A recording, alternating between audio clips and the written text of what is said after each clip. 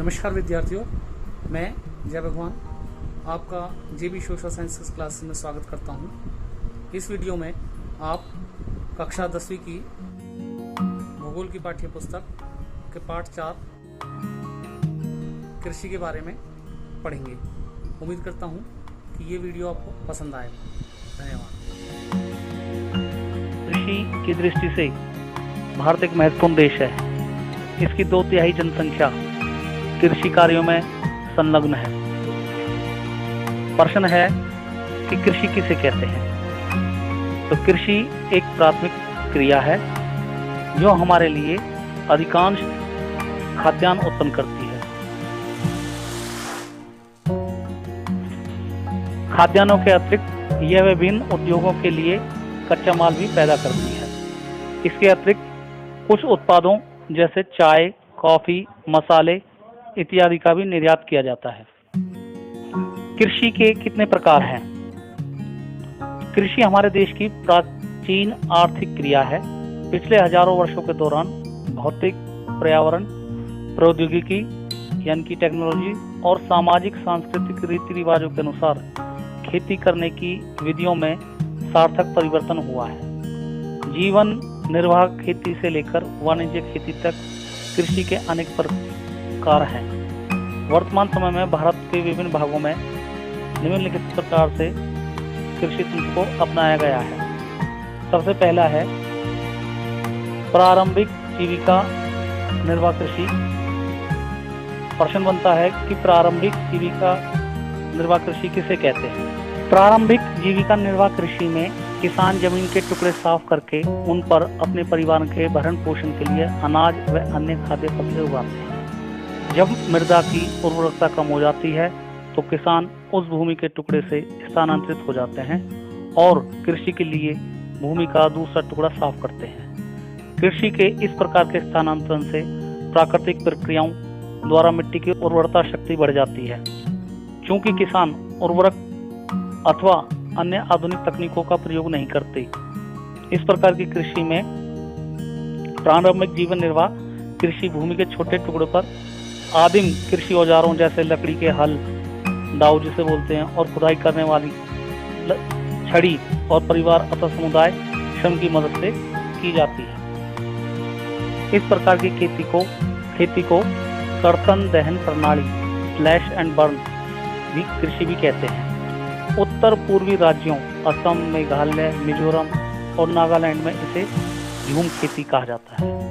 मणिपुर में पामलू और छत्तीसगढ़ के बस्तर जिले में और अंडमान निकोबार द्वीप समूह में इसे दीपक कहा जाता है।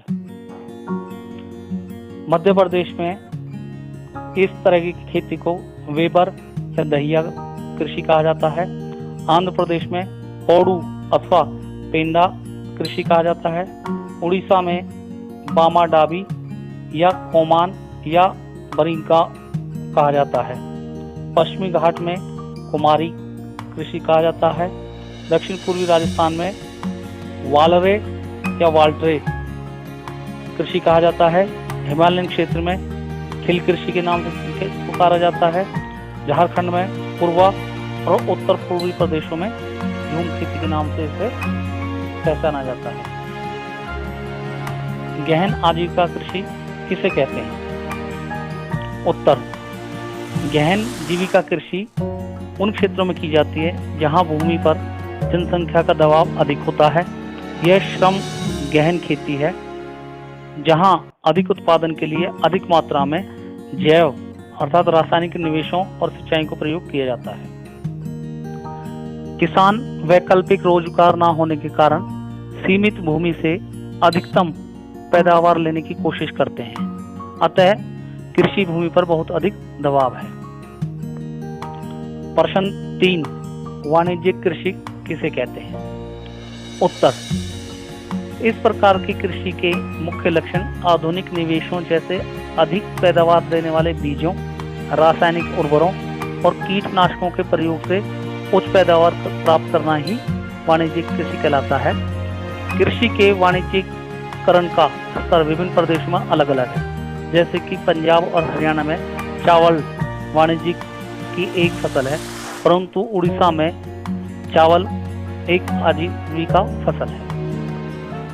रोपण कृषि से आप क्या समझते हैं? उत्तर, रोपण कृषि भी एक प्रकार की वाणिज्यिक खेती होती है। इस प्रकार की खेती में लंबे चौड़े क्षेत्र में एकल फसलें बोई जाती हैं। रोपण कृषि उद्योग और कृषि के बीच एक अंतराप्रस्थ है। रोपण कृषि व्यापक क्षेत्र में की जाती है, जो अत्यधिक पूंजी और श्रमिकों की सहायता से की जाती है। इससे प्राप्त सारा उत्पादन उद्योग में कच्चे माल के रूप में प्रयोग होता है। रोपण कृषि के बारे में विद्यार्थी मैं आपको बता देना चाहता हूँ कि रोपण कृषि में क्या होता है कि पहले जो बीज होता है, चाहे वो चावल धान का बीज है या किसी अन्य फसल का बीज है, उसको पहले उसकी पौध तैयार की जाती है। फिर उस पौधों को जो थोड़े से बड़े हो जाते हैं, 4-6 इंच के बड़े हो जाते हैं, फिर उनको थोड़े थोड़े अंतराल पे 5, 7, 10, 20 इंच के अंतराल पे अलग अलग एक एक करके पौध लगाई जाती है। तो इसे रोपण कृषि कहते हैं। भारत में चाय, कॉफी, रबड़, गन्ना, केला इत्यादि महत्वपूर्ण रोपण फसलें हैं। असम और उत्तरी बंगाल में चाय, कर्नाटक में कॉफी वहाँ की मुख्य रोपण फसलें हैं। अब प्रश्न है, शस्य प्रारूप से आप क्या समझते हैं? अर्थात फसलों के बदल बदल के बोलने से आप क्या समझते हैं? विद्यार्थियों, आपने देखा होगा कि भारत की भौतिक विविधताओं और संस्कृतियों की बहुलता के संबंध में बहुत अंतर है। देश में कृषि पद्धतियों और शस्य प्रारूप में प्रतिबिंबता होती है, इसलिए देश में बोई जाने वाली फसलों में अनेक प्रकार के खाद्यान्न और रेशे वाली फसलें, सब्जियां, फल, मसाले इत्यादि शामिल हैं। क्योंकि एक ही तरह की फसल मृदा में बोई जाने पर मृदा की उर्वरा शक्ति खत्म हो जाती है, इसलिए फसलों के अदल बदल कर बोने को शस्य प्रारूप कहते हैं। तो इस वजह से भारत में 3 शस्य ऋतु हैं, रबी, खरीफ और जायद। तो इनको रबी की फसल, खरीफ की फसल और जायद की फसल कहते हैं। अब प्रश्न उठता है कि रबी की फसल से आप क्या समझते हैं? रबी की फसल कब से कब तक होती है और कौन कौन सी फसलें होती हैं? तो इसका उत्तर है, रबी की फसलों को शीत ऋतु में अक्टूबर से दिसंबर के मध्य बोया जाता है और ग्रीष्म ऋतु में अप्रैल से जून के मध्य काटा जाता है। तो रबी की फसलों में गेहूं, जौ, मटर, चना और सरसों आदि रबी की फसलें हैं। यद्यपि ये फसलें देश के विस्तृत भागों में बोई जाती हैं, उत्तर और उत्तर पश्चिमी राज्य जैसे कि पंजाब, हरियाणा, हिमाचल प्रदेश, जम्मू कश्मीर, उत्तराखंड और उत्तर प्रदेश गेहूं और अन्य रबी फसलों के उत्पादन के लिए महत्वपूर्ण राज्य हैं। शीत ऋतु में शीतोष्ण पश्चिमी विक्षोभों से होने वाली वर्षा इन फसलों के लिए अधिक उत्पादन में सहायक होती है।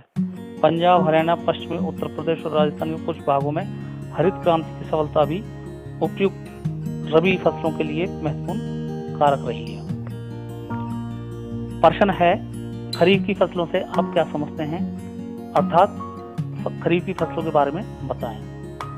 तो इसका उत्तर है, खरीफ फसलें देश के विभिन्न क्षेत्रों में मानसून के आगमन के साथ बोई जाती हैं और सितंबर अक्टूबर में काट ली जाती हैं। इस ऋतु में बोई जाने वाली मुख्य फसलें हैं चावल, मक्का, ज्वार, बाजरा, तुर को अरहर बोलते हैं, मूंग, उड़द, कपास, जूट, मूंगफली और सोयाबीन शामिल है। चावल की खेती मुख्य रूप से असम, पश्चिम बंगाल, उड़ीसा, आंध्र प्रदेश, तमिलनाडु, केरल और महाराष्ट्र, विशेषकर कोंकण तटीय क्षेत्रों, उत्तर प्रदेश और बिहार में की जाती है। जायद फसलों से आप क्या समझते हैं? तो इसका उत्तर है, रबी और खरीफ फसल ऋतुओं के बीच ग्रीष्म ऋतु में बोई जाने वाली फसल को जायद फसल कहा जाता है। जायद ऋतु में मुख्यतः तरबूजे, खरबूजे, खीरे, सब्जियों और चारों की फसलों की खेती की जाती है। गन्ने की फसल को तैयार होने में लगभग 1 वर्ष लगता है। तो इस प्रकार विद्यार्थियों, आप समझते होंगे कि जो रबी की फसलें हैं वो जो है अक्टूबर के महीने में बोई जाती हैं और अप्रैल मई में काट ली जाती है, और जायद की फसल है जून जुलाई में बोई जाती हैं और अगस्त सितंबर में काट ली जाती हैं। खरीफ की फसलें मानसून आने के साथ जून जुलाई में बोई जाती हैं और सितंबर अक्टूबर में काट ली जाती है।